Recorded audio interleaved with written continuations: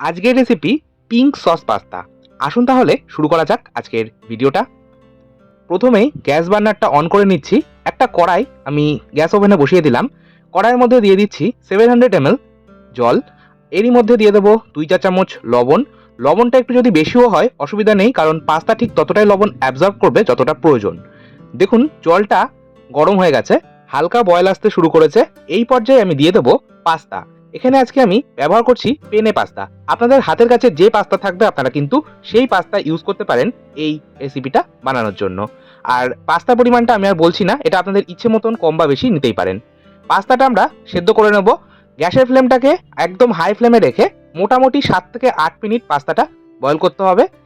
মোটামুটি 7 থেকে 8 মিনিটের মধ্যেই কিন্তু পাস্তা সেদ্ধ হয়ে যায়। আর পাস্তা কখনোই একদম 100% বয়েল করবেন না।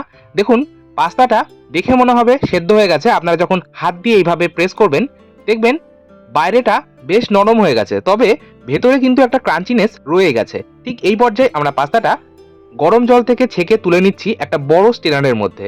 এবারেই পাস্তাটা আমি একটু নর্মাল জল দিয়ে ধুয়ে নেব, এতে করে কুকিং প্রসেসটা বন্ধ হয়ে যাবে আর ওভার বয়েল হয়ে যাবে না। আচ্ছা, এবার আমি এই বয়েল করে নেওয়া পাস্তাটার মধ্যে 1 চামচ রিফাইন্ড অয়েল দিয়ে ভালো করে মাখিয়ে নিচ্ছি। আমি কখনোই পাস্তা বা নুডলস বয়েল করার সময় জলের মধ্যে তেল দিই না। তেলটা নষ্ট হয় যদি জলের মধ্যে তেলটা দেওয়া হয়। এইভাবে বয়েল করে নেওয়ার পর যদি তেল মাখিয়ে রাখা হয়, পাস্তা, নুডলস বা চাউমিন একদম ঝরঝরে থাকবে ঘন্টার পর ঘন্টা। হোটেল বা রেস্তোরাঁয় কিন্তু এইভাবেই তেল মাখিয়ে রেখে দেওয়া হয়। আচ্ছা, এবার আমি পাস্তা বয়েল করার জল 1 কাপ তুলে রাখলাম। এটা আমরা পরবর্তীতে ব্যবহার করব। আর এই পাস্তা বয়েল করা জলের মধ্যেই আমি এবার 4টে মাঝারি সাইজের টমেটো দিয়ে দেবো।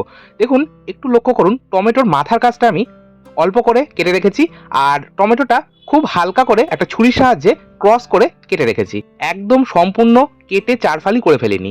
আচ্ছা, এই পাস্তা বয়েল করা জলের মধ্যেই আমি টমেটোটা মোটামুটি 2 থেকে 3 মিনিট একদম হাই ফ্লেমে বয়েল করে নেব। এতে করে টমেটো কিন্তু সম্পূর্ণ সেদ্ধ হবে না, তবে টমেটোর ওপরের যে স্কিনটা রয়েছে সেটা হালকা ছেড়ে আসবে। এবার এই বয়েল করে নেওয়া টমেটোটা দিয়ে দিচ্ছি একদম বরফ ঠান্ডা জলের মধ্যে। গরম টমেটো সরাসরি বরফ জলে দেওয়ার কারণে টমেটোর ওপরের স্কিনটা কিন্তু খুব সহজভাবে ছেড়ে আসবে, কারণ টমেটোর স্কিনটা শক পাবে বা চমকে যাবে এবং ধীরে ধীরে সম্পূর্ণ ছেড়ে আসবে। যাই হোক, এবার আমি টমেটোটা হালকা ঠান্ডা করে নিয়েছি 5 থেকে 10 মিনিট। এবার টমেটোটা আমি এইভাবে হাত দিয়ে টুকরো করে একটা গ্রাইন্ডিং জার বা ব্লেন্ডিং জারের মধ্যে দিয়ে দিচ্ছি। আর টমেটো কিন্তু সম্পূর্ণ ঠান্ডা হওয়ার পর তবেই ব্লেন্ড করতে হবে। আচ্ছা, এই বরফ জলটা আমি কিছুটা দিয়ে দিলাম যাতে টমেটোর পেস্টটা একদম স্মুথ তৈরি হয়। একটা পেস্ট বানিয়ে নিলাম। চলে যাচ্ছি নেক্সট স্টেপে। এবার হোয়াইট সস রেডি করব। তার জন্য কড়াইয়ের মধ্যে দিয়ে দিচ্ছি 2 টেবিল চামচ বাটার। বাটারের পরিবর্তে তেল দিতে পারেন, তবে অবশ্যই বাটার ব্যবহার করলে টেস্টটা বেশি ভালো হয়। দিয়ে দিলাম 1 টেবিল চামচ একদম ছোট করে কুচিয়ে রাখা রসুন। রসুনের ফ্লেভার যদি আপনাদের অপছন্দ হয় আপনারা নাও দিতে পারেন। রসুনটা একটু নাড়াচাড়া করে নেওয়ার পর বাটারটা সম্পূর্ণ মেল্ট হয়ে গেলে দিয়ে দিচ্ছি 2 টেবিল চামচ ময়দা। আপনারা এই মেজারমেন্টটা একটু খেয়াল রাখবেন। বাটার যদি 2 টেবিল চামচ ব্যবহার করা হয় তাহলে ময়দাও কিন্তু 2 টেবিল চামচই ব্যবহার করতে হবে, কারণ বাটার আর ময়দার রেশিও যদি সমান না রাখা হয়, ময়দা যদি বেশি হয়ে যায় তাহলে হোয়াইট সস খেতে কিন্তু কখনোই ভালো হয় না। এই রেশিওটা আপনারা অবশ্যই একটু মাথায় রাখবেন। বাটারের মধ্যে ময়দা দেওয়ার পর একদম মিডিয়াম আঁচে মোটামুটি 2 থেকে 3 মিনিট এটা ভেজে নিলাম। এবার আমি এর মধ্যে দুধ অ্যাড করছি। আর দুধটা গ্র্যাজুয়ালি অ্যাড করতে হবে, একদম সম্পূর্ণ দুধ একবারে অ্যাড করে দেবেন না। আমি এখানে 400 ml দুধ ব্যবহার করছি। আচ্ছা, কিছু মশলা দেবো। মশলা বলতে 1/2 চা চামচ লবণ আর 1/2 চা চামচ গোলমরিচ গুঁড়ো দেবো। আপনারা লবণ আর গোলমরিচ গুঁড়ো নিজেদের স্বাদ মতন কম বা বেশি করতেই পারেন। এরই সাথে আমি 1/2 চা চামচ মতন চিনি দিচ্ছি। চিনি কিন্তু অবশ্যই একটু দেওয়ার চেষ্টা করবেন, চিনি টেস্টটাকে ব্যালেন্স করবে। আর চিনি দেওয়ার কারণে সসের টেস্টটাও কিন্তু আরও বেড়ে যাবে। এই হোয়াইট সসের মধ্যে আর কোনো রকম মশলার ব্যবহার এই পর্যায়ে করব না। দিয়ে দিচ্ছি আগে থেকেই যে পাস্তা বয়েল করার জলটা রেখে দিয়েছিলাম সেটা সম্পূর্ণটাই দিয়ে দিলাম। আর এই পাস্তা বয়েল করার জল যদি হোয়াইট সসের মধ্যে দেওয়া হয় তাহলে এই হোয়াইট সস কিন্তু দ্রুত জমে যাবে না আর দীর্ঘক্ষণ এইরকম লিকুইড ফর্মেই থাকবে। আচ্ছা, আমি এখানে পরিমাণ মতো চিজ দিয়েছি। আপনারা আপনাদের পছন্দ মতন চিজ কম বা বেশি দিতেই পারেন।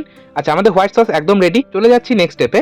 কড়াইয়ের মধ্যে দিয়ে দিচ্ছি 2 টেবিল চামচ রিফাইন্ড অয়েল বা সাদা তেল। চাইলে আপনারা বাটার ব্যবহার করতে পারেন।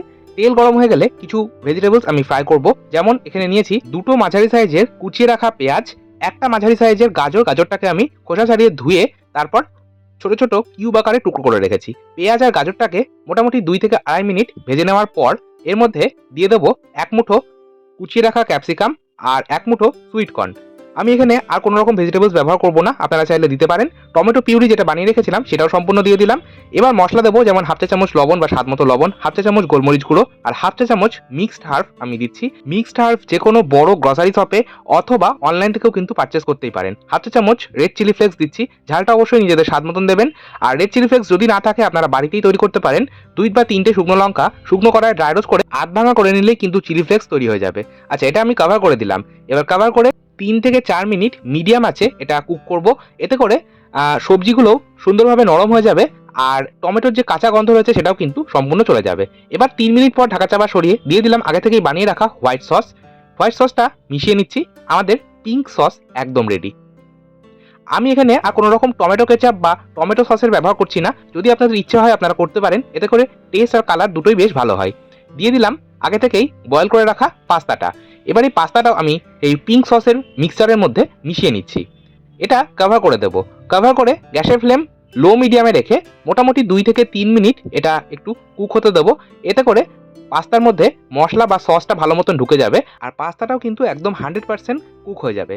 এবার 3 মিনিট পর ঢাকা চাপা সরিয়ে গ্যাসের ফ্লেম বন্ধ করে দিচ্ছি। আমাদের পিঙ্ক সস পাস্তা একদম তৈরি। রেড সস পাস্তা বা হোয়াইট সস পাস্তা তো আপনারা অনেকেই খেয়েছেন। অবশ্যই এইভাবে একবার পিঙ্ক সস পাস্তা বানিয়ে দেখুন। আশা করছি বাচ্চা থেকে বড় পরিবারের সকলে কিন্তু এই পিঙ্ক সস পাস্তা ভীষণই পছন্দ করবে। আজকের মতো তাহলে এই পর্যন্তই। আবার চলে আসবো নতুন কোনো ভিডিও নিয়ে। আপনারা ভালো থাকুন, সুস্থ থাকুন। ধন্যবাদ।